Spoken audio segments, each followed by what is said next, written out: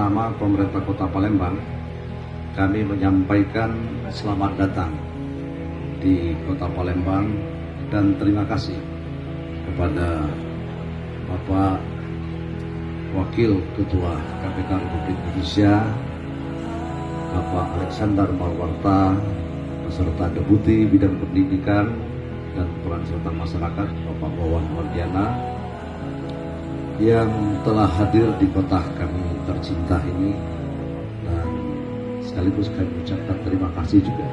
Memotivasi masyarakat, apalagi penyelenggara negara dengan caranya sendiri. Kami ingin menggugah kesadaran seluruh masyarakat akan bahayanya korupsi, dampak korupsi.